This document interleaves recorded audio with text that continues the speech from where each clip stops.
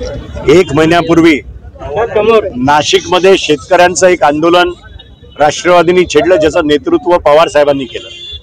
काही अपेक्षा त्यावेळेस राष्ट्रवादीने सरकारपुढे ठेवल्या होत्या। त्यात प्रामुख्याने 2-3 मागण्या होत्या की हेक्टरी 50,000 रुपये देण्यात यावे।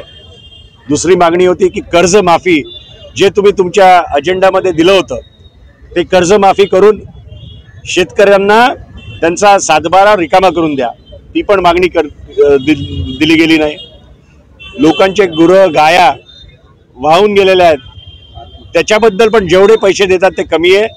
जर आपल्या शेतकऱ्यांना परत उभं राहायचं असेल तर जी तटपुंजी मदत ते देत आहेत त्याच्यात काहीही होऊ शकत नाही। आणि आम्ही आजचा दिवस निवडला कारण की आज दिवाळी सुरू होते, ठाणा मुंबईमध्ये उत्साह दिसतोय, पण अशा वेळेस आपल्याला आपल्या शेतकरी बांधवांचा विचार येतो। त्यांच्या घरी कुठल्या प्रकारची दिवाळी असेल तर एक या शासनापर्यंत पोहोचवण्यासाठी आमच्या भावना, आम्ही काळी दिवाळी साजरी करतोय।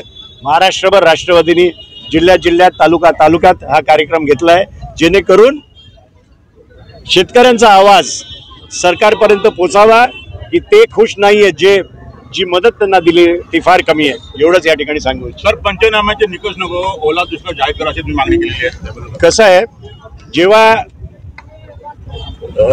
आत्ताचे मुख्यमंत्री ऑपोजिशन मध्ये होते तेव्हा ते ओला दुष्काळ जाहीर करा हे करायचे, आणि आज ते सत्तेत आहेत तर ते म्हणतात ओला दुष्काळ जाहीरच करू शकत नाही।